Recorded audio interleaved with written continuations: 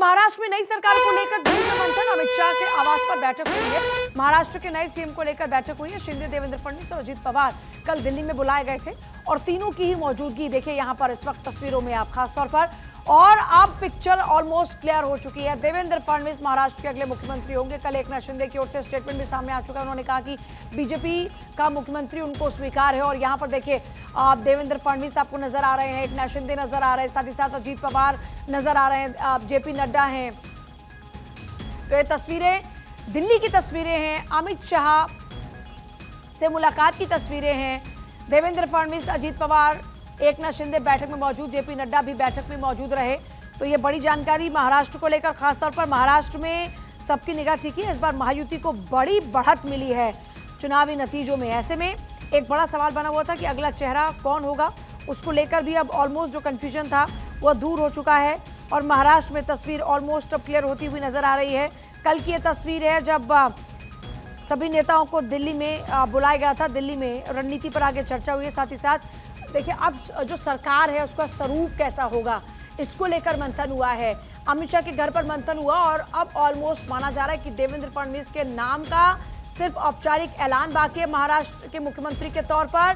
अब सरकार में किसकी भागीदारी कैसे होगी, इसको लेकर चर्चा हुई है। अक्षय मेरे साथ इस वक्त। अक्षय, सबसे बड़ा सवाल यही है कि महाराष्ट्र में सरकार का स्वरूप अब कैसा होगा, किसकी कितनी भागीदारी होगी, किसको कितनी जिम्मेदारी मिलेगी? देखिए, सब कुछ फाइनल कर लिया गया है और कल देर रात तक अमित शाह के घर पर बैठक चली। अमित शाह के साथ जेपी नड्डा भी मौजूद रहे और इसके अलावा देवेंद्र फडणवीस, अजीत पवार और एकनाथ शिंदे अपने बेटे श्रीकांत शिंदे के साथ पहुंचे थे। जिस तरह से बॉडी लैंग्वेज सामने आई, आपने देखा अमित शाह के साथ देवेंद्र फडणवीस मुस्कुराते नजर आए। कहते हैं कि चेहरा और तस्वीरें बहुत कुछ बोलती हैं। तो ये अमूमन मान के चलिए कि देवेंद्र फडणवीस का नाम सीएम के लिए लगभग फाइनल कर लिया गया है।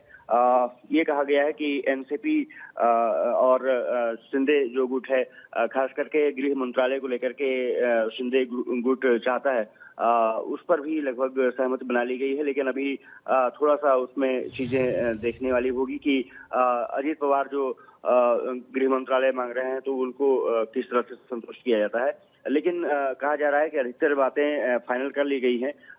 जल्द ही उसका ऐलान भी, औपचारिक ऐलान कर दिया जाएगा। और सबसे बड़ी बात यह है कि 2 दिसंबर को ये कहा जा रहा है कि शपथ ग्रहण समारोह हो सकता है। तो एक बार दिल्ली में तो नहीं, लेकिन मुझे लगता है मुंबई जाकर के अनाउंसमेंट, फॉर्मल अनाउंसमेंट होगा कि कौन महाराष्ट्र का अगला मुख्यमंत्री होने जा रहा है। लेकिन जिस तरह से तस्वीरें सामने आई, जिस तरह से चर्चाएं सियासी गलियारों में हैं और एकनाथ शिंदे और अक्षय, एक बड़ा सवाल ये बना हुआ है क्योंकि पहले एक चर्चा ये हो रही थी कि 2.5 साल के लिए हो सकता है कि मुख्यमंत्री की पॉसिबिलिटी है कि एक बार देवेंद्र फडणवीस, दूसरी बार अगले 2.5 साल के लिए एकनाथ शिंदे।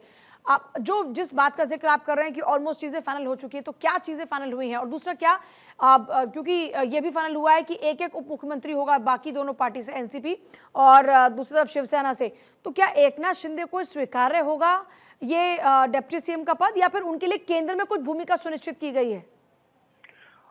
देखिए, उनको ऑफर दिया गया है कि केंद्र में भी आपके लिए कैबिनेट वर्क तैयार है, लेकिन शायद उससे संतुष्ट नहीं है। वो धुरी का काम करते हुए नजर आएंगे। मुझे लगता है कि एंकर के रोल में वो जरूर वहां होंगे महाराष्ट्र में।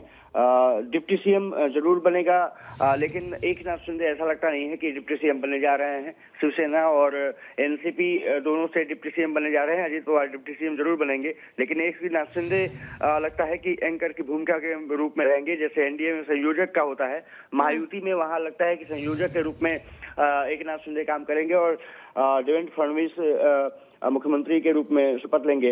दूसरी जो बातें सामने आ रही है कि जो श्रीकांत शिंदे हैं, एकनाथ शिंदे के बेटे, हो सकता है कि डिप्टी सीएम उनको बनाया जा सकता है अगर एकनाथ शिंदे अगर नहीं करते हैं तो, जिसकी संभावना ज्यादा है। उदय सामंत भी एक बड़े चेहरे हैं जिन पर की शिवसेना की नजरें रही हैं।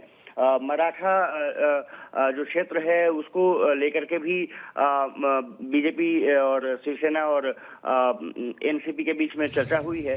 वहां से भी कुछ चेहरों को लाकर के मंत्रिमंडल में शामिल किया जाएगा, ऐसी चर्चाएं सामने आई हैं। तो ये कहा जा रहा है कि सब कुछ फाइनल हो चुका है, औपचारिक ऐलान बाकी है। हालांकि अभी कितनी बर्थ मिलेंगी किस पार्टी को अभी ये सामने नहीं आया है, लेकिन सबसे मेजर पार्टी बीजेपी है, इसके कारण उसकी स्टेक ज्यादा है। जी पूजा। बहुत शुक्रिया अक्षय आपका फिलहाल पूरी जानकारी के लिए।